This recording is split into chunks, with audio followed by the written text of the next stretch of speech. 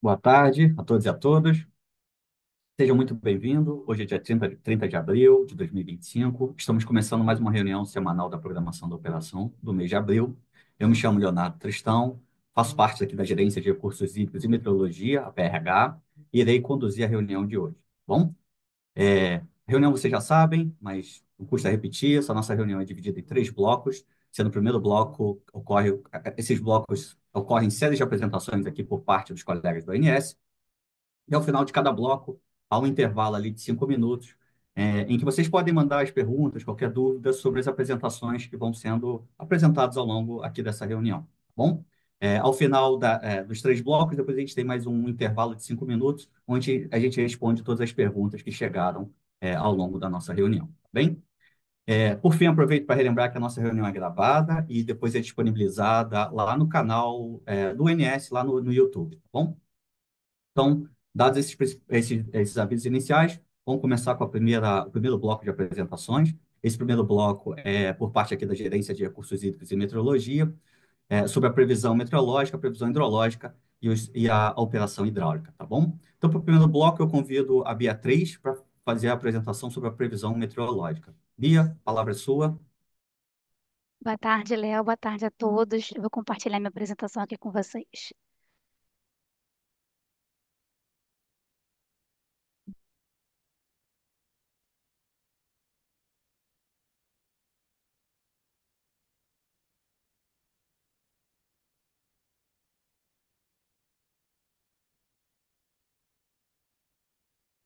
Pronto, Então, Bia, eu vou está em tela. começar.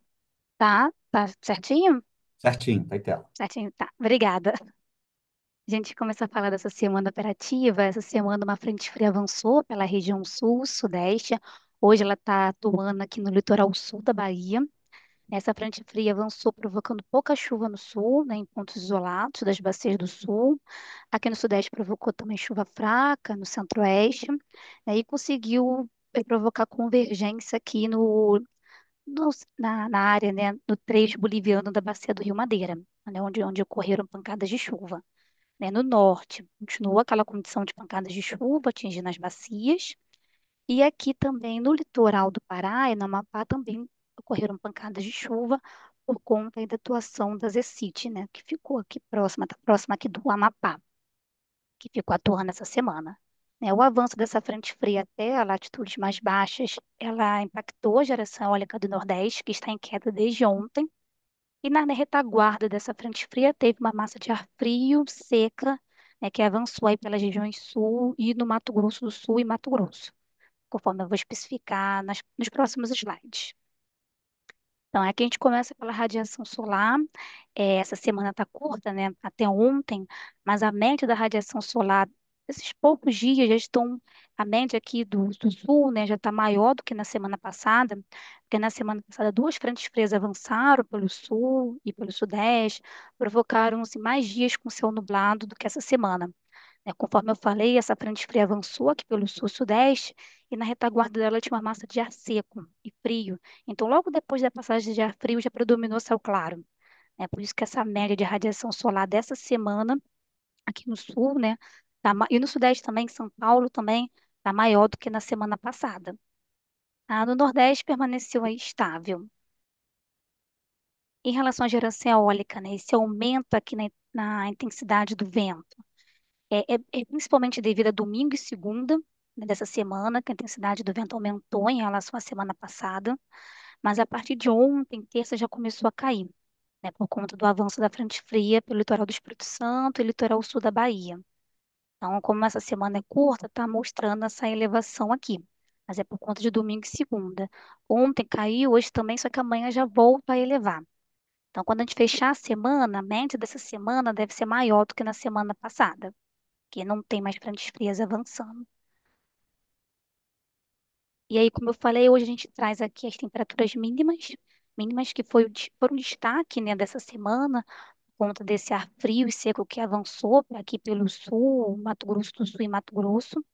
Então, a gente tem as mínimas essa semana mais baixas do que na semana passada, principalmente no sul e no Mato Grosso do Sul.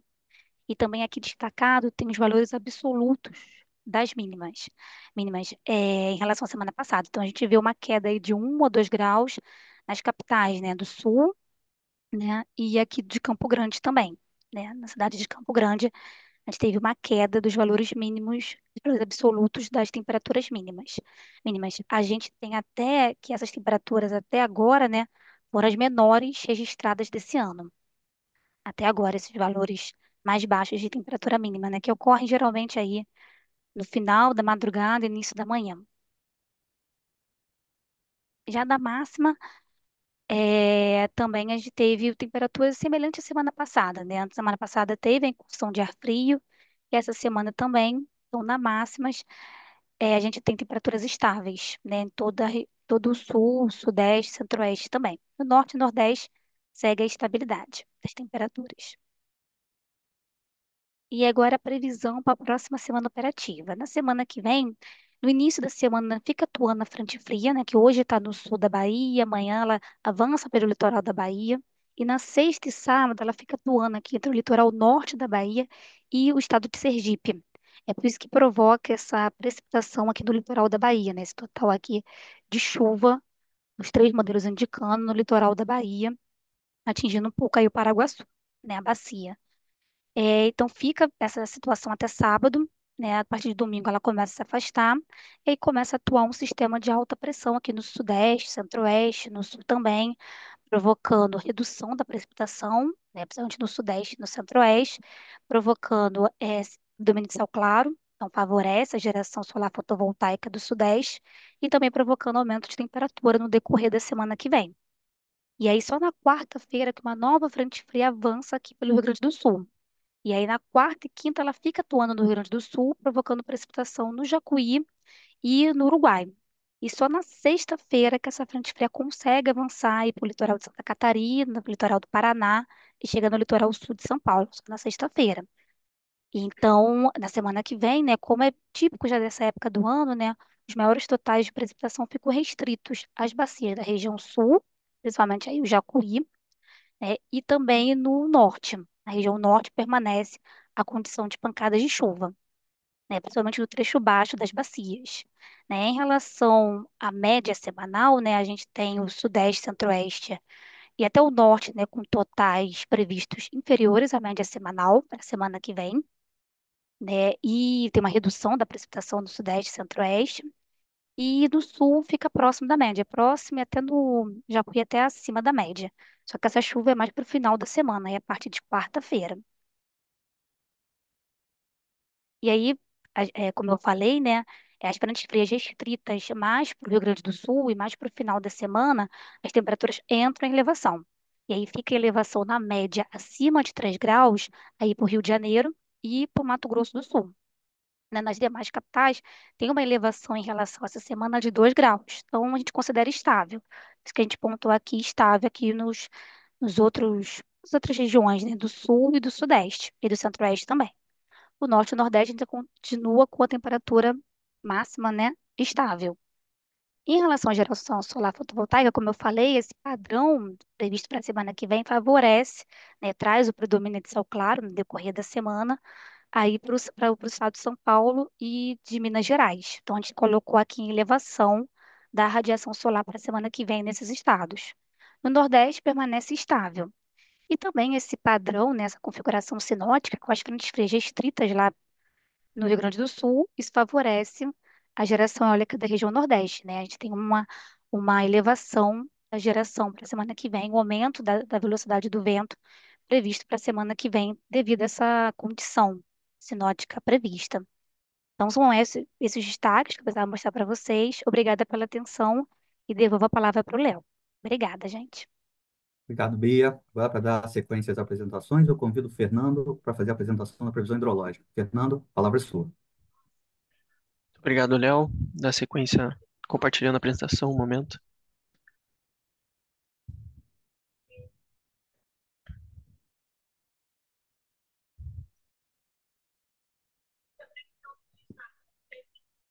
Acredito que já esteja disponível. Ou então vou dar sequência com a apresentação da previsão hidrológica. Partindo do subsistema sudeste, em relação ao acompanhamento diário de Enas, as previsões partem de um cenário abaixo da média, em torno de 86%, Ainda é esperado na semana estimada uma certa manutenção do patamar de vazão, mas que a partir da primeira semana prevista, um comportamento geral de recessão para o Sudeste e Centro-Oeste. A previsão mensal foi atualizada em 86% da MLT, o que corresponde ao percentil 25 do histórico. Dando um destaque nas principais bacias do Sudeste, o comportamento geral que se nota ainda é de uma certa manutenção ou até ascensão dos níveis de IENA ainda na semana estimada, mas com comportamento geral de recessão a partir já da primeira semana. Ambos os níveis de IENA abaixo da média. Em relação à bacia do Rio Grande, as previsões partiram de 73% da média. A previsão mensal foi atualizada em 70% da MLT, o que corresponde ao percentil 20 do histórico. Por sua vez, a bacia do Paranaíba a previsão partiu de 75% da média. A previsão mensal foi atualizada em 81% da MLT para o mês de maio, que corresponde ao percentil 28.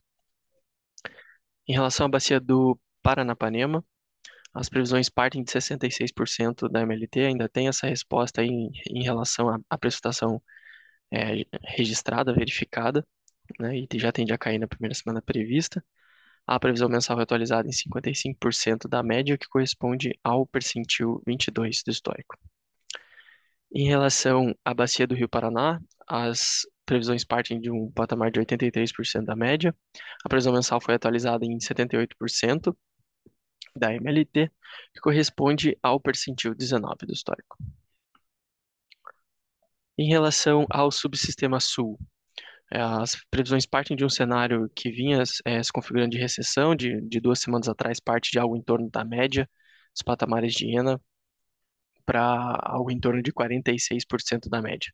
Ainda na semana estimada é esperado uma leve redução nos patamares de IENA, mas a partir da primeira semana prevista uma certa ascensão desses níveis de energia natural fluente, mas ainda assim abaixo da média para o mês de maio. Em relação às principais bacias do subsistema sul, partindo para o Rio Iguaçu, as previsões partem de 53% da média e se espera recessão ainda na semana estimada, mas na primeira semana prevista ascensão nos níveis de IENA não suficiente para atingir a média, né? A previsão mensal foi atualizada em 44% da média, o que corresponde ao percentil 32 do histórico. Em relação ao Jacuí, também se espera uma certa recessão na semana estimada e ascensão já na primeira semana prevista, mas ainda ficando em níveis abaixo da média. A previsão mensal foi atualizada em 61% da MLT, o que corresponde ao percentil 43. Em relação à bacia do Rio Uruguai, as previsões partem de um cenário de recessão de 38% da média, tende a ficar estável ainda na semana estimada, mas se espera aumento nesses níveis de renda devido à prestação prevista já na primeira semana. As previsões partiram de 38% da média, a previsão mensal foi atualizada de 50% da MLT, que corresponde ao percentil 35. Partindo para o subsistema Nordeste, as previsões partem de um cenário verificado de uma certa estabilidade no mês de abril, partindo de um patamar de 30% da média. Ainda na semana estimada é esperado uma leve ascensão desses níveis de IENA, mas que já entrando no mês de maio, a partir da primeira semana prevista, se configurar um comportamento de recessão. A previsão mensal foi atualizada em 39% da MLT, nessa revisão 1, que corresponde ao percentil 6. Em relação ao subsistema norte, as previsões partiram de um patamar de torno de 73% da média, já vinha se configurando um cenário de recessão e é esperado para as próximas semanas manter esse comportamento, essa configuração de recessão que se configurou já no mês de abril. A previsão mensal foi atualizada em 70% da MLT, que corresponde ao percentil 10 do histórico. Dando um enfoque na bacia do Rio Tocantins, as previsões partem de 57% da média, é esperado recessão para as próximas semanas, no mesmo comportamento observado aí em torno do mês de abril. A previsão mensal foi atualizada em 55% da MLT, que corresponde ao percentil 4 do histórico. Partindo para uma visão um pouco mais ampla do território nacional, com as previsões de ENA para a próxima semana operativa. Nota-se que o destaque aqui vai para a região norte, com Madeira e Teles Pires, com previsão acima de entre 120% e 160% da média, mas também com o Xingu, o Jari, Curuaúna, Guatumã em torno da média, entre 80% e 120%, Araguari entre 40% e 80%. Fazendo a transição já a partir da bacia do Rio Tocantins para o Nordeste, se espera um comportamento mais generalizado em torno de 40% e 80% da MLT, com exceção do Paraguaçu, que se espera na próxima semana abaixo de 40% da média.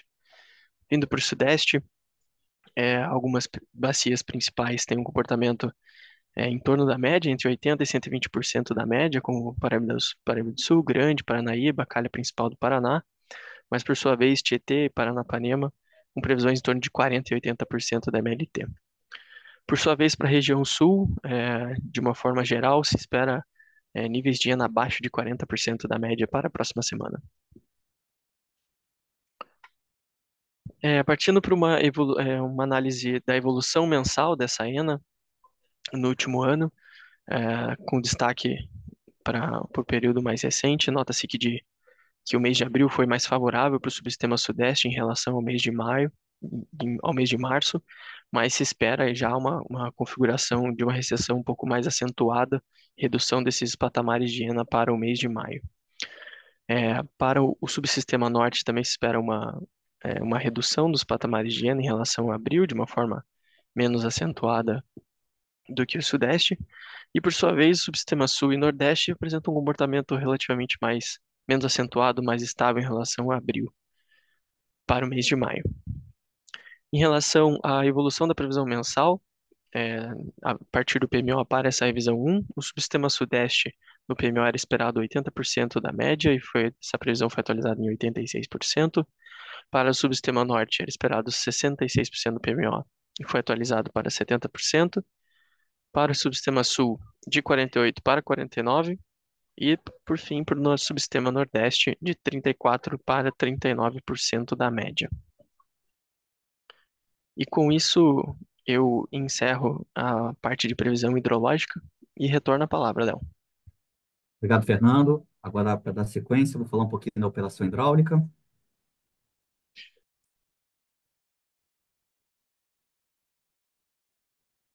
Eu imagino que vocês já estão vendo minha tela. Estou começando a falar um pouquinho da operação hidráulica. Essa semana a gente não teve sala de crise ou de acompanhamento coordenada pela ANA, né, pela Agência Nacional de Águas e Saneamento Básico, mas na semana passada a gente teve a sala do Tocantins no dia 22 e a do Paraná no dia 25, tá? Fora isso, a sala do Paranapanema, a última aconteceu dia 17 de abril, a próxima está marcada dia 22 de maio. No Sul, tivemos uma sala lá no iníciozinho do ano, 28 de janeiro. Não tem agenda, a gente não tem uma próxima sala marcada. A Bacia do Rio São Francisco, tivemos uma sala no início de abril, 1º de abril, e agora a próxima está marcada para a semana que vem, dia 6 de maio, tá? Tocantins, como falou, a última aconteceu na terça-feira da semana passada, dia 22, a próxima marcada para dia 20 de maio, e o Paraná, a última sala aconteceu na sexta-feira da semana passada, enquanto ocorria o PMO, e a próxima sala está marcada para o dia 29 de maio. Então, trazendo um pouquinho aqui das informações que foram levadas nessas salas, sempre lembrando que essas reuniões são gravadas e são disponibilizadas lá no canal da ANA no YouTube, tá bom?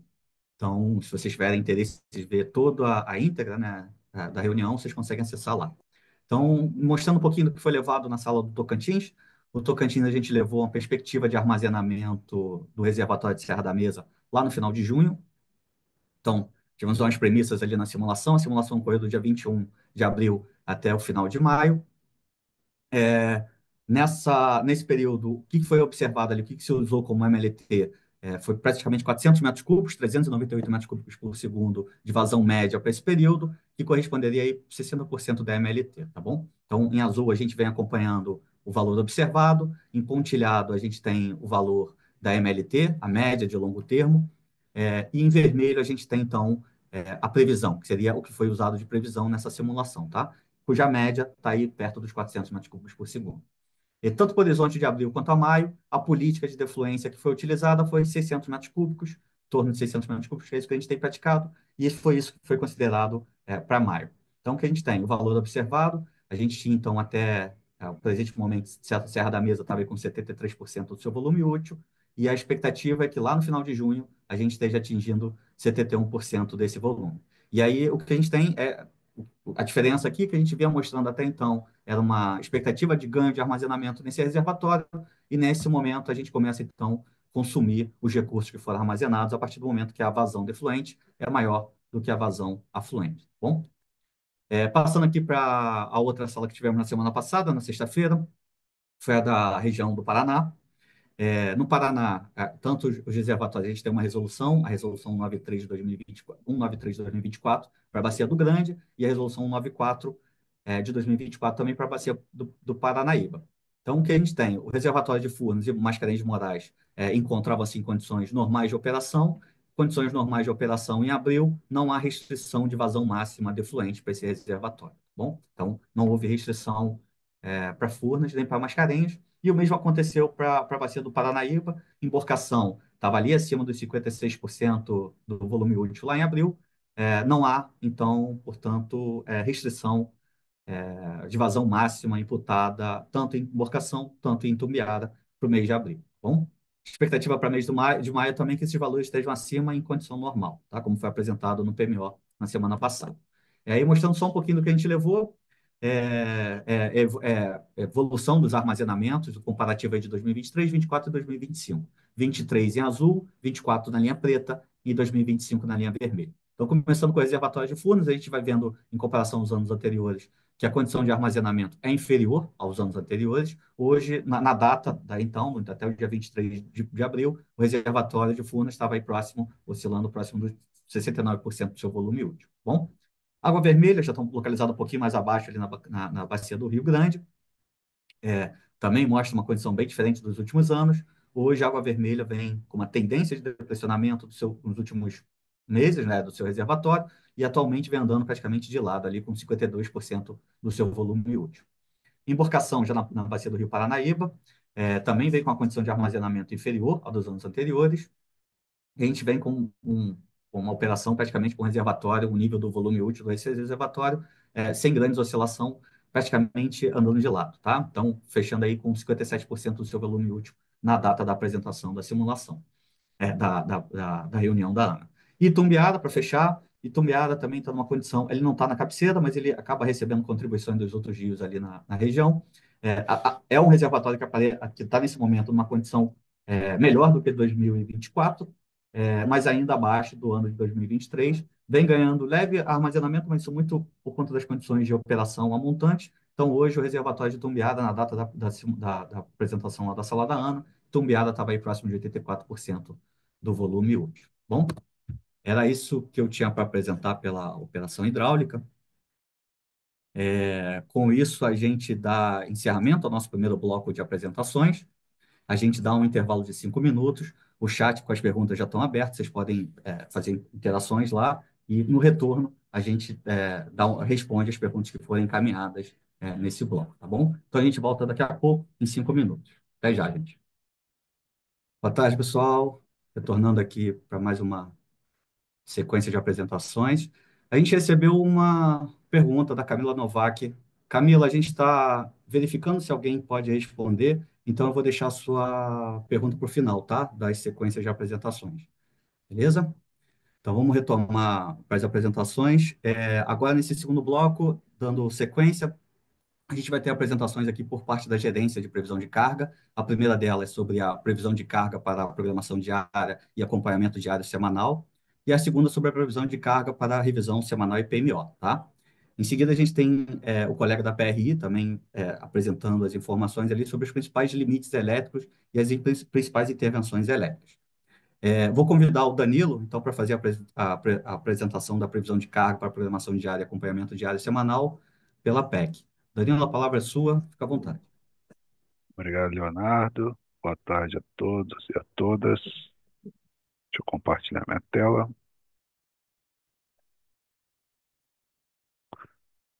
Pronto. Bem, começando mais uma apresentação da previsão de carga para a programação diária da operação, começando aqui pelo subsistema Sudeste Centro-Oeste.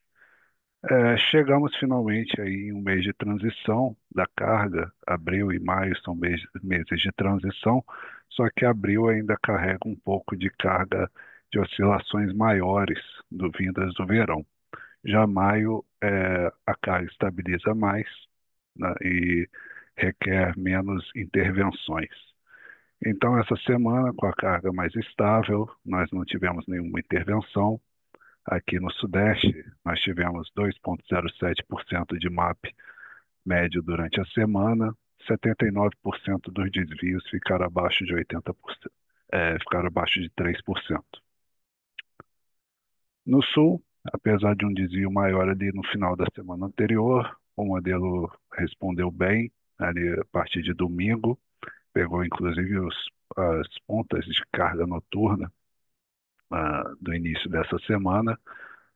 Nós tivemos aí 3,77% de MAP médio ao longo dessa semana, 47% dos desvios abaixo de 3%. Já no Nordeste, é uma carga mais tranquila, mais estável, né? É, Grandes oscilações ao longo do dia, mas em nível mesmo ela oscila muito pouco. Nós tivemos aí um bom resultado durante a semana, 2,08%. O modelo costuma ir bem nesses subsistemas Nordeste e Norte. Tá? 75% dos desvios ficaram abaixo de 3%. E no Norte, como eu falei, o modelo tem bons ajustes para essas regiões. Nós tivemos 1,76% de MAP médio ao longo da semana, com 85% dos desvios abaixo de 3%. Apesar dessas oscilações maiores ali no final da semana anterior, com alguns desvios maiores no subsistema Sudeste e no subsistema Sul, não tivemos grandes impactos no SIM, de forma a prejudicar a operação. Nós tivemos um MAP médio no SIM de 1,56%, com 93% dos desvios abaixo de 3%. Era isso, Leonardo. Obrigado a todos. Boa Agradeço, tarde. Danilo. Dando sequência aqui ao bloco de apresentações, eu convido o seu colega Carlos para fazer a apresentação sobre a previsão da carga para o PMO e revisão semanal. Carlos, a palavra é sua. Boa tarde, Leonardo. Boa tarde a todos. Vou iniciar a apresentação aqui, só um minuto.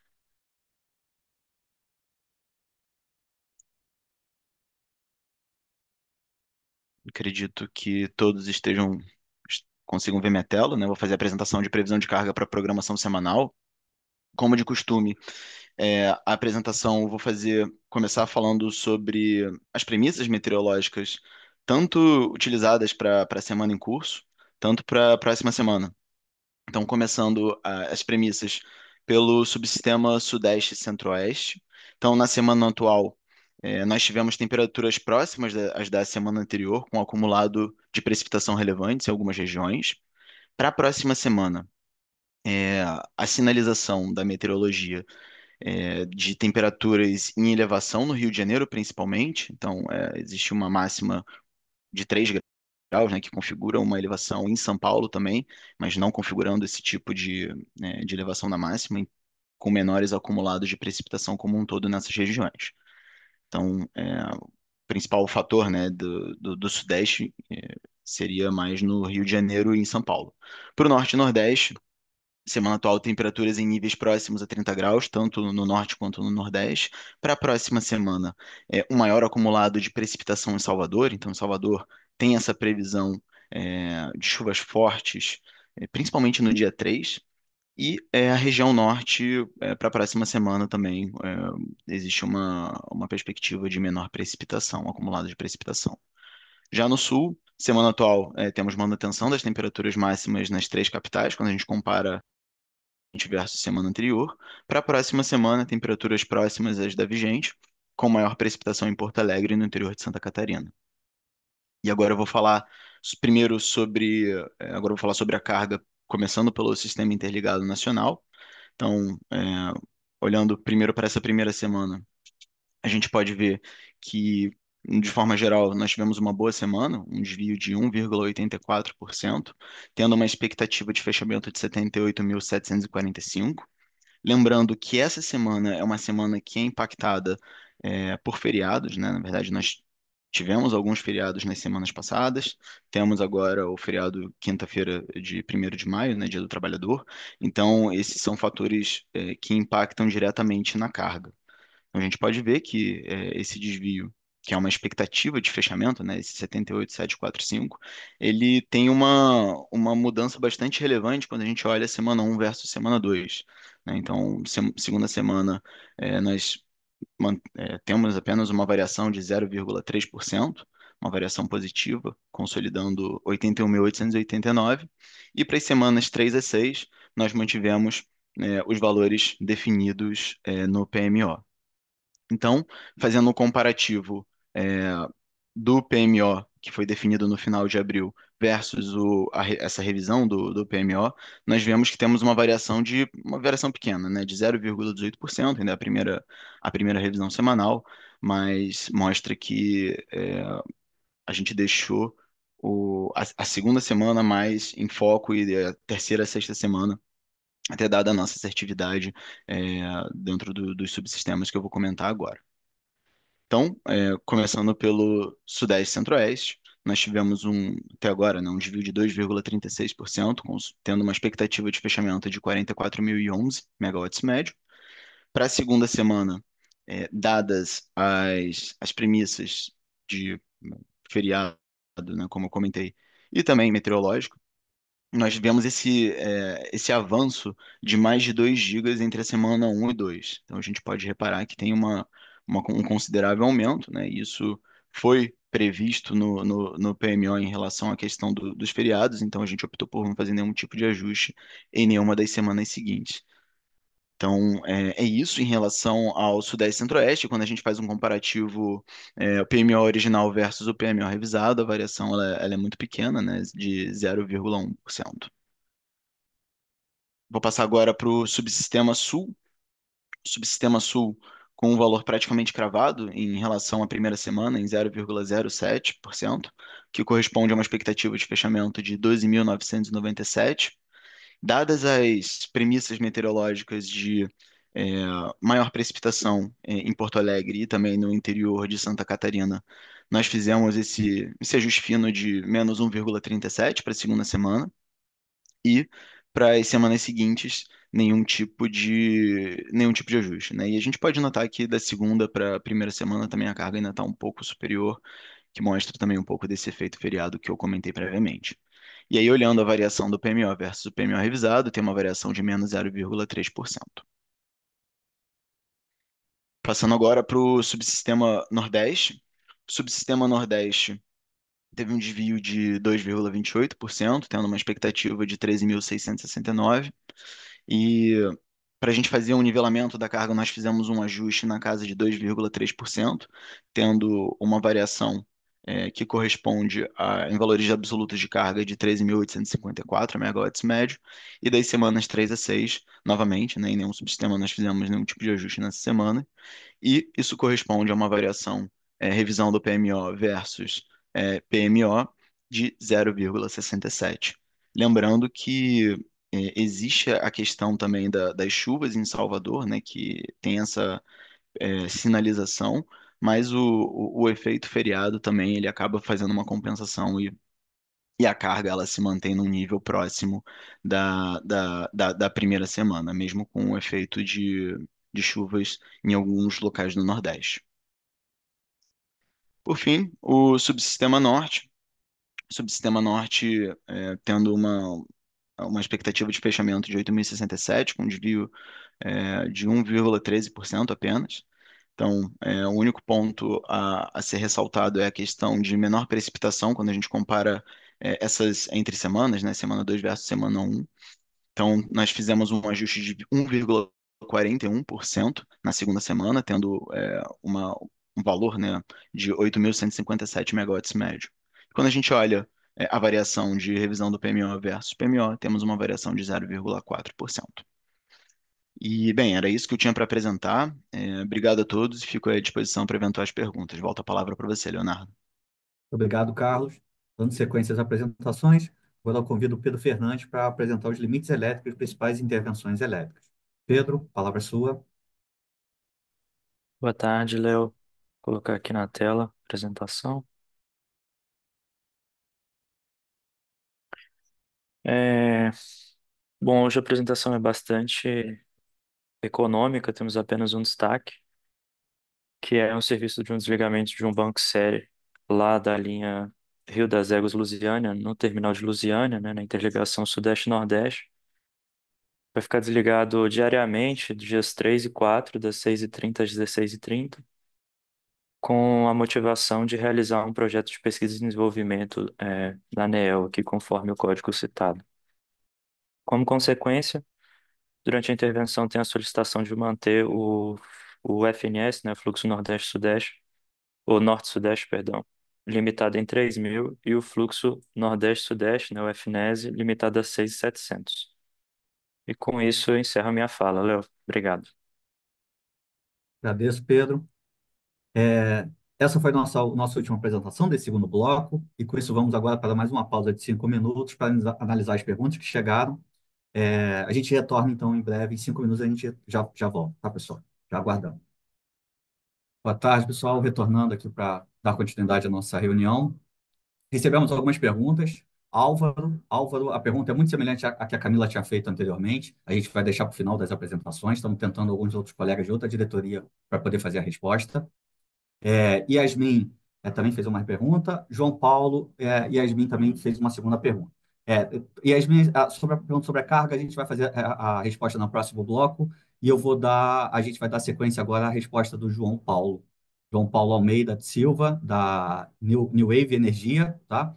A pergunta do João Paulo foi a seguinte: essa intervenção de Lusiânia implica na restrição FJUSC?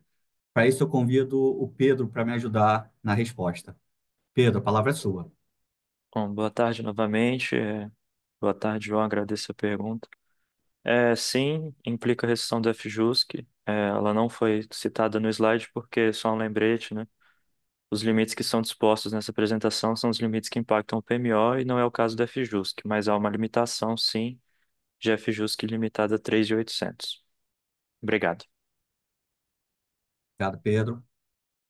Vamos dar sequência, então, ao nosso terceiro bloco de apresentações.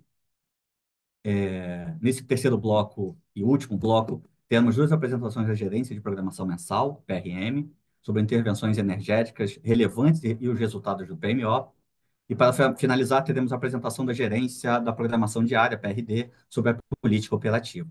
Então, eu vou convidar o João Pedro para fazer a apresentação das intervenções energéticas e relevantes e também dos resultados do PMO. João, a palavra é sua. Boa tarde, Leonardo. Só um minutinho que eu vou compartilhar minha tela.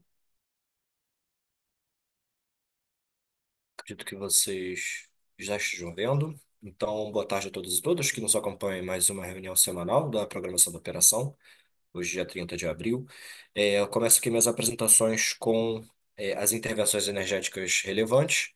Lembrando que o nosso critério de relevância seleciona intervenções energéticas que alterem limites sistêmicos ou que sejam realizadas em UGs de grande porte. Então, para essa semana que vai do dia 3 ao dia 9 de maio, próxima semana operativa, nós temos aqui para o Sudeste Centro-Oeste uma manutenção preventiva na UG8 de Furnas, para o período de 4 a 5 de maio. Temos um ensaio de autorrestabelecimento no dia 4 de maio e na UHE Luiz Carlos Barreto. Na UG13 de Jupiá, teremos uma manutenção preventiva no período de 5 a 9 de maio. Temos nas UGs 31 e 32 da UTE Termo Rio uma intervenção para modernização de relés de proteção e inspeção de NR13 do período de 5 de maio a 4 de junho. E fechando o Sudeste Centro-Oeste, temos uma parada da usina de Marlim Azul para migração da conexão do 345 para o 500 kV, programado para o período de 5 de maio até 28 de junho. Agora, nesse slide, eu tenho para o Nordeste um ensaio de autorrestabelecimento programado para o dia 4 de maio, nas UGs 1, 3 e 4 de Paulo Afonso 4. E para o Norte e para o Sul, nós não selecionamos intervenções relevantes segundo o critério que eu mencionei anteriormente. Então, passando para a próxima apresentação, aqui com os resultados da revisão 1 do PMO de maio, principalmente falando da primeira semana operativa, que vai dos dias 3 ao 9 de 5. Eu começo aqui nesse slide com os CMOs da primeira semana operativa, que ficaram equalizados em nulos no Norte e Nordeste, e desacoplados do Sudeste, Centro-Oeste e do Sul, que também ficaram desacoplados entre si, em virtude do atingimento de limites de intercâmbio. No Sul e Sudeste Centro-Oeste foram observadas pequenas variações entre os patamares de carga, e o valor médio semanal ficou em R$ 249,34 para o Sul, o megawatt-hora, e para o Sudeste Centro-Oeste, nós ficamos com R$ 244,95 por megawatt-hora, nessa média semanal. E ainda com relação ao atingimento dos limites nos fluxos de intercâmbio para essa primeira semana, nós observamos o atingimento no limite do bipolo de Belo Monte para os três patamares, pesada, média e leve. No FNS mais FNESE, nós também tivemos atingimento nos três patamares. FNESE nos patamares de carga média e leve. E também observamos o atingimento do limite conjuntural do RSul na carga média. Agora nós trazemos o despacho térmico comandado pelo modelo Decomp para a primeira semana operativa, que se deu principalmente por inflexibilidade declarada pelos agentes, vista aqui na cor verde escura, havendo ainda uma indicação de despacho por ordem de mérito no Sudeste, Centro-Oeste e Sul e despacho por restrição elétrica no Norte. Então, para o SIM, nós temos um despacho total previsto de 5.002 megawatts médios, sendo 4.681 por inflexibilidade e 208 por ordem de mérito, distribuídos entre os subsistemas. Aí também temos 113 por restrição elétrica, como eu mencionei, distribuídos entre os subsistemas, como mostra essa tabela e o gráfico do slide. E também nós ressaltamos sempre que esses valores aqui apresentados, despacho comandado pelo Decomp, são apenas indicativos, pois o despacho por ordem de mérito é comandado pelo modelo D100 na etapa de programação diária. Ainda com relação às térmicas, nós temos as usinas AGNL, que devem ser comandadas para 9 semanas à frente. Então, nessa revisão 1 do PMO de maio, nós estamos indicando o despacho ou não para a semana compreendida entre os dias 5 e 11 de julho de 2025, pelo modelo Decomp. E então, para isso, nós calculamos o benefício marginal do despacho para esse horizonte de 2 meses à frente, e assim não foi indicado o despacho antecipado para as usinas de Santa Cruz, Luiz R. Melo e Porto Sergipe, pois esse benefício genérico calculado ficou abaixo dos CVUs dessas três usinas para os três patamares de carga, como mostra aqui a tabela do slide. E agora, para fechar, nós passamos para o armazenamento dos subsistemas. Então, nos gráficos desse slide, temos as linhas indicando os valores de armazenamento para os estágios determinísticos do estudo. E para o segundo mês de estudo, em que nós trabalhamos com os cenários, nós trazemos a distribuição dos armazenamentos nesses cenários por meio dos gráficos de boxplot. De forma geral, nós observamos uma estabilidade com relação aos valores apresentados na última semana, com o Nordeste e Sul apresentando uma pequena queda nos armazenamentos. E também vemos manutenção nos níveis do Sudeste, Centro-Oeste e do Norte. Para o segundo mês, né, temos ainda uma maior dispersão nos cenários do Sul, aqui nessa parte de cima. Então, passando para os valores em si, começando pelo Sudeste Centro-Oeste no canto esquerdo superior, nós partimos com 70,2% no início da semana operativa, de acordo com os níveis de partidas que foram informados pelos agentes, e devemos alcançar 71,4% ao final do primeiro mês. Já em junho, temos cenários indicando armazenamentos entre 67,2% e 78,5%, com valor esperado de 70,6%. No Sul, o estudo começa com 40,5% e indica um fechamento do mês com 37,8%. Os cenários do segundo mês, com maior dispersão, como eu mencionei, indicam armazenamentos entre 88% e 29%, com o valor esperado de 41,2%. Para o Nordeste, nós temos o estudo começando com 76,7% e indicando o fechamento do mês com 73,2%. Para o segundo mês, temos cenários indicando armazenamentos entre 65,9 e 71,2, com o valor esperado 68,7. Fechando com o Norte, temos no início do estudo 97,3% de armazenamento e indicação do final do mês com 98%. E os cenários do segundo mês indicam aí até ficou por cima o valor, né? Mas indicam armazenamentos entre 99,1% e 95,9%. Então, nesse ponto, eu concluo minhas apresentações de hoje. Agradeço a todos pela atenção e fico à disposição para esclarecer qualquer dúvida que tenha surgido. Muito obrigado. Obrigado, João. Dando sequência às apresentações, nossa última apresentação, eu convido a Thaís para fazer a apresentação sobre a política operativa. Thaís, a palavra é sua. Boa tarde, obrigada, Léo. Eu vou projetar a tela, só um minutinho.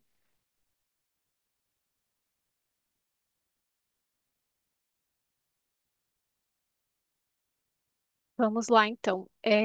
Agora a gente vai apresentar os principais destaques da política operativa dessa última semana, trazendo também o acompanhamento do modelo DCEM na programação diária.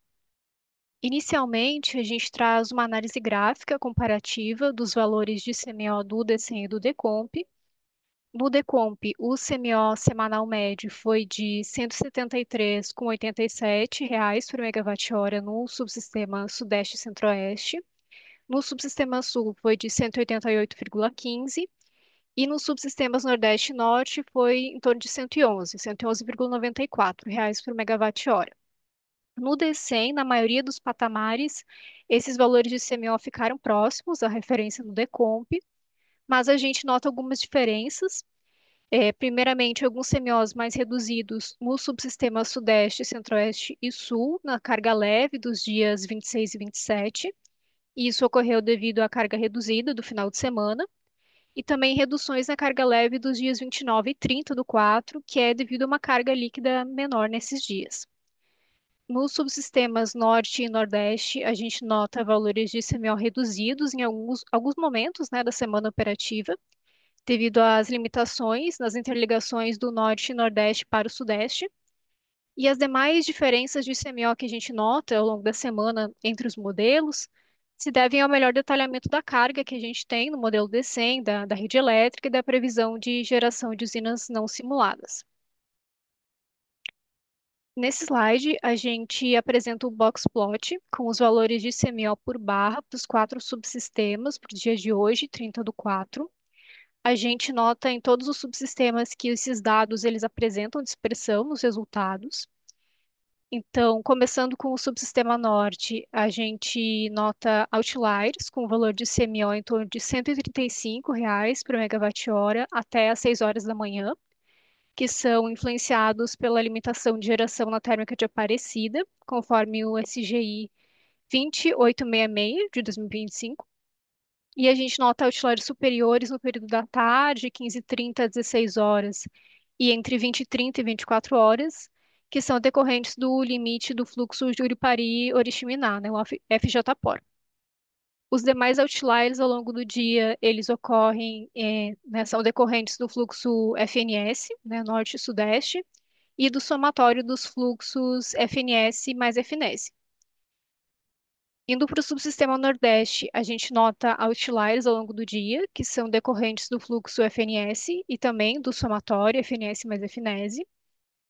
No subsistema Sul, a gente nota outliers com valores nulos, que são decorrentes da limitação de geração do conjunto hidrelétrico Lajeado Grande, conforme um serviço, o SGI 25566 de 2025. E a gente nota também outliers inferiores e superiores que ocorreram aí ao longo do dia e que são decorrentes da limitação do fluxo bateias, o FBTA. No subsistema Sudeste, a gente nota outliers inferiores e superiores ao longo do dia, que ocorreram em função de, né, de vários motivos, de limitação do FBTA, limitação do FNS e do somatório FNS mais FNese, e também limitação, né, do FJUSC. Bom, nesse slide a gente apresenta o CMO por barra durante uma meia hora para esse dia 30 do 4. A gente destaca que nessa figura são representadas apenas 30% das barras do SIM, mas a gente consegue notar como existem valores de CMO mais elevados na região do Amazonas, que são decorrentes da limitação do fluxo FJPOR, e CMOs mais reduzidos nos subsistemas Norte e Nordeste devido à limitação do fluxo FNS e do somatório FNS mais FNS. A seguir, a gente apresenta um comparativo entre a geração hidráulica do DCEM e do PDP para os 4 subsistemas.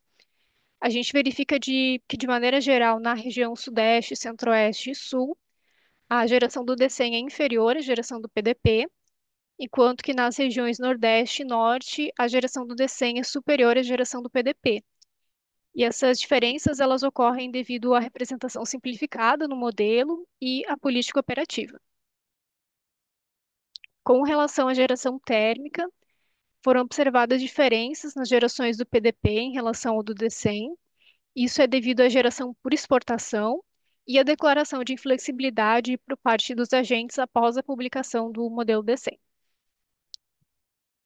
Com relação ao intercâmbio internacional, a gente destaca que nessa última semana operativa houve a programação de exportação de energia termoelétrica da usina de Jorge Lacerda C para o Uruguai, nesses dias 29 e 30 do 4. Nessa semana operativa não houve acionamento de ofertas de resposta da demanda. E nesse slide a gente apresenta a importação de energia da Venezuela para o sistema isolado de Roraima. A gente destaca aqui que, de acordo com os procedimentos de operação vigentes, o fluxo de potência ativa na linha de 230 kV Boa Vista Santa Helena, ele está limitado em 15 megawatts. Então, nessa semana operativa, a gente teve a programação de importação de energia em todos os dias, mas com uma modulação ao longo do dia, reduzindo nos momentos de carga baixa. Por isso, os valores, eles variam, apresentando aí entre 7 e 12 megawatts ao longo da semana. Agora, nesses gráficos, a gente apresenta as médias semi-horárias do balanço por subsistema no decorrer da semana operativa. Começando com o Sudeste e Centro-Oeste, ele se configurou como importador de energia em praticamente todos os patamares, com uma geração dimensionada para controle de nível e atendimento da carga nas usinas do Grande, Paranaíba e Paraná, e exploração dos recursos energéticos nas bacias do Madeira e Teles Pires. Para o subsistema sul, ele se configurou como importador de energia, né, buscando fazer o controle do nível dos reservatórios, modulando a geração hidráulica para atendimento à carga desse subsistema e controle de fluxos elétricos, principalmente o RSul e o FBTA. Para o subsistema Nordeste, ele se configurou como exportador de energia em praticamente todos os patamares. A operação ela segue minimizada na bacia do Rio São Francisco devido aos limites de interligação, mas com a defluência mínima média diária na usina de Xingó de 1.100 metros cúbicos por segundo, né, em atendimento à resolução da ANA 2081 de 2017. Pelo subsistema Norte, ele se configurou como exportador de energia, explorando a geração das usinas das bacias do Rio Tocantins e Xingu, respeitando as restrições operativas e os limites elétricos vigentes, mas fazendo uma operação minimizada nas usinas de Balbina para controle de nível, né? Consolidando a estratégia de ganho de volume em vista desse período seco. Nesse slide, a gente apresenta o balanço por fonte de geração dos dias 26 até hoje, 30 do 4. A gente nota que 94% do despacho foi realizado por fontes renováveis, e dentre todas essas fontes, 30% da geração são de usinas não despachadas centralizadamente, que são essas fontes em verde no gráfico, como eólicas, fotovoltaicas, PCHs, etc. O montante de geração total ele foi aproximadamente 3,5 gigawatts médio superior ao despacho da semana anterior, e as principais diferenças foi uma elevação de geração hidráulica de aproximadamente 4,2 giga e uma redução de geração eólica de aproximadamente 1,2 giga. Nesse slide, a gente apresenta a previsão de geração eólica para a próxima semana operativa, com os valores médios oscilando para cada um dos dias, sendo que a menor média está prevista para o dia 30 do 4, com 7 gigawatts médios, né? E depois uma elevação significativa desse valor. Com relação à importação de energia para a próxima semana operativa, foram recebidas ofertas da Argentina via comercializadora Enel. A oferta é composta de 4 blocos, com os montantes variando entre 200 e 800 megawatts. Os CVUs variam de 590 a 1.628 reais por megawatt-hora. Todos os blocos tiveram elevação de preço em relação à semana anterior, com exceção do bloco 4, que reduziu um pouco o preço. Com relação ao Uruguai, foram recebidas as ofertas através das comercializadoras Enel, BTG Pactual e Volt. Essas ofertas foram divididas em blocos de 33 e 17 megawatts. O CVU de cada bloco está, né, exposto nas tabelas, com os valores variando entre 398 até R$ 2.191 por megawatt-hora, e todos os blocos tiveram uma redução no preço em relação à semana anterior. Com relação à política para a próxima semana operativa, iniciando com o norte, a gente, né, busca a exploração das usinas das bacias do Rio Tocantins e Xingu, respeitando as restrições operativas e os limites elétricos, e a operação minimizada na usina de Balbina. No Nordeste, operação minimizada na bacia do Rio São Francisco devido aos limites de interligação, mas mantendo a defluência mínima média diária em Xingó em 1.100 metros cúbicos por segundo. Em relação ao Sudeste e Centro-Oeste, busca a utilização dos recursos das bacias do Rio Grande, Paranaíba e Paraná, conforme a necessidade de alocação na carga para fechamento do balanço e também controle de nível desses reservatórios, e exploração dos recursos energéticos nas usinas das bacias do Rio Madeira e Teles Pires. Na região sul, operação minimizada, buscando reduzir esse deplecionamento e controlar o nível dos reservatórios, mas modulando a geração hidráulica para atendimento principalmente dos fluxos elétricos, né, RSU e FBTA. Com relação ao atendimento à ponta de carga, a folga de potência monitorada será alocada preferencialmente nas usinas do Sudeste e Sul, e a baixa probabilidade de despacho térmico adicional. Com relação à ocorrência de EVT para a próxima semana operativa, há expectativa de ocorrer EVT no final de semana e no feriado, nos subsistemas Norte e Sudeste e Centro-Oeste, porém a exportação dessa energia ela fica condicionada à validação elétrica que ocorre diariamente. Então, essa exportação, como eu acabei de comentar, fica condicionada a essa validação elétrica, considerando principalmente os limites da interligação do Sudeste para a região Sul. Com relação às ofertas da Portaria 88 de 2024, que teve o prazo prorrogado pela Portaria 105 de 2025, a gente destaca que para essa semana não houve alteração nas ofertas em relação à semana anterior. Então, permanecem válidas essas ofertas aqui da tabela que já foram expostas nas apresentações anteriores. Para finalizar, a gente gostaria de ressaltar um informe que foi publicado, o informe ONS 3 de 2025, que é uma inconsistência no DEC do modelo D100. O FSARH 7829, ele define a taxa máxima de deplecionamento da usina de Itá a partir do dia 14 do 4, 15 horas, até o dia 26 do 4, 23h59. E essa taxa máxima de deplecionamento definida foi de 20 centímetros a cada 24 horas, de forma a viabilizar a execução de algumas atividades de melhoria relacionadas à abertura de canais com uso de máquinas, minimização de formação de lagoas, e, entretanto, de forma equivocada, essa restrição ela não foi considerada nos DECs do modelo D100 dos dias 16 e 17 do 4, no arquivo OPERUH. Por esse motivo, foi publicado o informe. Seria isso, eu finalizo a apresentação, devolvo a palavra para ti, Léo. Muito obrigado, Thaís. Com isso, a gente encerra as apresentações aqui por parte do NS. A gente vai agora para a nossa última pausa, nosso último intervalo de 5 minutos, e a gente volta respondendo as perguntas que a gente recebeu até agora, tá bom? Então, até já, pessoal. Boa tarde, pessoal. Retornando agora para o bloco de respostas aqui das perguntas que chegaram até agora, até o momento da reunião. Eu vou começar lendo a pergunta da Yasmin Araújo. Yasmin Araújo, Atmo. Prezados, em relação à previsão de carga, gostaria de entender melhor o critério utilizado para a projeção da próxima semana. Ao compararmos os dados breve carga D100 para o restante do horizonte com a previsão da revisão 1, observa-se uma diferença significativa, cerca de 2 gigas a menos, em média, no breve carga para a próxima semana. Poderiam, por gentileza, esclarecer os principais fatores que justificam essa divergência? Yasmin, a gente agradece a pergunta. Eu vou chamar o Douglas aqui para nos auxiliar com a resposta. Douglas, a palavra é sua, tá? Obrigado, Leonardo. Boa tarde a todos. Boa tarde, Yasmin. Vamos lá. Nós realizamos essa previsão no dia de ontem, né? E o pré-carga D100, ele consegue executar aí até 10 dias à frente. Então, se nós pararmos para pensar, um primeiro ponto de destaque seria que o pré-carga D100 não consegue visualizar toda a nossa semana operativa com as previsões dele semi-horárias ou em patamares ali para o horizonte do D100. De forma oficial, a gente lembra que ele saia 8 dias à frente, né, como é publicado aqui no Sintegre. Isso, de novo, não cobre nossa semana operativa. No PMO, nós utilizamos outros modelos de referência, alguns modelos internos e o modelo prévio carga PMO, que é um modelo feito especificamente para o processo do PMO. Então, com isso, podem apresentar pequenas diferenças, né, como você notou, em relação à previsão realizada pelo DECEM.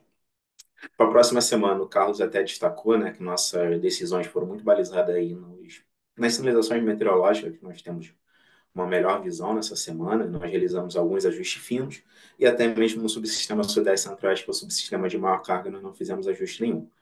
Para a próxima semana, nós esperamos uma elevação das temperaturas aqui no Sudeste, principalmente no Rio, uma suave elevação em São Paulo. No Sul, né, a gente reduziu um pouco a carga em função dessa manutenção das temperaturas um pouco mais baixas. No Nordeste, o destaque que o Carlos trouxe aí foi os maiores totais de precipitação, principalmente na Bahia, de sábado a segunda, se eu não me engano. E tudo isso foram os fatos que nos balizaram para tomar a decisão para a próxima semana, ok? Espero ter conseguido responder a sua pergunta. Yasmin, se não ficou tão claro, se deseja mais alguma explicação, ficamos à sua disposição. Só nos encaminhar a pergunta via central de relacionamentos que respondemos da melhor forma possível. Era isso, Leonardo. Obrigado pelo espaço. Boa reunião aí a todos. Obrigado, Douglas. Dando sequência às respostas aqui, ainda uma pergunta da Yasmin. Eu vou agrupar a pergunta da Yasmin com a pergunta do Renato. As duas são do mesmo tema, tá? Em relação ao UTE GNA2, há alguma previsão de antecipação do início da sua operação comercial? Essa foi a pergunta da Yasmin. E a pergunta do Renato: prezados, boa tarde, a UTE GNA2 já tem previsão de entrada em operação comercial? Um bom feriado a todos. João, convido o João para nos auxiliar aqui na resposta. A palavra é sua, João. Oi, boa tarde novamente. Agradeço aí Yasmin e Renato pelo questionamento sobre o GNA2. Esclarecendo, a gente utiliza a previsão de entrada em operação comercial dada pela ANEEL para fins de programação. Então, desde a última semana, no PMO de maio, nós estamos considerando usar a entrada de GNA2 para setembro de 2025, que é a previsão dada pela ANEEL. Caso tenha alguma mudança nesse cenário, a gente vai trazer aqui para a reunião e comunicar a todos os agentes. E a próxima reunião da ANEEL também está prevista para antes do PMO de junho, no mês que vem. Então, até lá, caso tenha alguma mudança, a gente traz aqui. Do contrário, setembro de 2025. Obrigado. Obrigado, João. Peço para você aguardar, que a gente tem mais uma pergunta que, de alguma forma, você pode nos auxiliar. É a pergunta do Renan Martins, da CPFL. Prezados, boa tarde. Esse aumento de inflexibilidade declarada pelos agentes causa algum impacto na geração de fontes renováveis, como geração solar no subsistema Sudeste? Para responder essa pergunta, eu peço ajuda ao João e também uma complementação da Thaís, da PRD. João, a palavra é sua, fica à vontade. Oi, vamos lá. Bom, em termos de decomp, propriamente dito, a gente tem um horizonte semanal e representação por subsistema com intercâmbios entre eles. Então, nesse sentido, falando de modelo decomp, a gente não tem impactos diretos, porque essa geração de renováveis, ela é batida diretamente da carga, né? A gente fica com uma carga líquida e em seguida a gente tem o abatimento da inflexibilidade. Mas em termos de programação, e aí mais especificamente quando a gente detalha um pouco mais o modelo, esse impacto pode ser um pouco mais verificado, e aí a Thaís pode complementar aí na resposta. Ok. Boa tarde, Renan. O impacto na programação diária, ele depende do ponto de operação que está o sistema, né? E de onde também está localizada a usina que vai declarar aquela inflexibilidade. Então, dependendo da situação, se a gente está com excesso de recursos no sistema, isso pode acabar impactando, né, no rateio da geração renovável. Mas, por outro lado, algumas inflexibilidades em algumas regiões específicas podem ajudar no ganho de algum limite de intercâmbio, por exemplo. Então, são muitas variáveis, não tem como precisar assim genericamente. Obrigada. Devolvo para ti, Léo. Obrigado, Thaís. Peço para você aguardar mais um pouquinho, porque tem mais uma pergunta aqui, de alguma forma, para você. A pergunta do Alessandro Dutra, da Petrobras. Prezados, boa tarde. Essa semana observamos a existência de restrição de intercâmbio para o Sul. Essa condição deve permanecer ao longo da semana? Thaís, você consegue nos auxiliar? Sim. Boa tarde, Alessandro. Sim, a política operativa de minimizar as gerações na região sul ela vai permanecer até que a gente verifique alguma alteração no cenário hidrológico, né, que fique um pouco mais favorável. Então, operando desse jeito minimizado, a previsão é que a gente continue operando nos limites dos fluxos ou de RSU ou de FBTA. Obrigada, Léo. Obrigado, Thaís. Vamos agora para aquelas duas perguntas que chegaram lá no início da reunião, da Camila Novak, e também tem a do Álvaro. As duas, de alguma forma, são semelhantes. A gente, infelizmente, não conseguiu colegas aqui da outra diretoria que possa nos responder aqui na reunião, mas eu vou fazer a leitura para que todos tenham conhecimento da pergunta, e vou pedir que vocês encaminhem para a central de atendimento, a central de agentes aqui do ONS. Elas já estão sendo elaboradas uma resposta. Eu vou pedir só que vocês tenham paciência e encaminhem essa pergunta para lá, tá bom? A pergunta da Camila foi a seguinte: prezados, boa tarde. Em relação à notícia recentemente divulgada pela ONS sobre a possível adoção de uma medida que permitirá ampliar em aproximadamente 1 giga o escoamento de energia da região Nordeste. Gostaria de confirmar alguns pontos. Primeiro, essa ampliação não se refere à adoção do critério N-1, correto? Segundo, existe uma previsão para a implementação efetiva dessa medida? E terceiro, essa medida exige previsibilidade ou trata-se apenas de uma revisão dos limites de intercâmbio? Agradeço desde já pelos esclarecimentos. Camila, como informei, a gente não conseguiu o profissional que pudesse estar aqui acompanhando a reunião para poder responder, então peço que você encaminhe a sua pergunta lá para a nossa central de atendimentos, tá? Seguindo aqui para a pergunta do Álvaro França, da Electron Energy. Prezados, boa tarde. Antes de ontem, veiculou uma notícia de que o ONS finalizou os estudos de aumento dos limites de escoamento da região Nordeste e Norte para a região Sudeste e Centro-Oeste. Visando a redução do curtailment, gostaria de saber se já há uma expectativa de como isso vai ser modelado nos modelos computacionais. Sobretudo, quais são os limites de intercâmbio que serão afetados. A notícia dá a entender que as restrições da soma aumentarão o fluxo norte-sul, mais o FNES, vírgula, o fluxo norte-sudeste, mais o FNES, mais Xingu, mas não explicam exatamente quais os limites afetados. Poderiam explicar exatamente quais serão os limites impactados? Se será cada limite individualmente ou restrições de soma hoje consideradas nos modelos computacionais?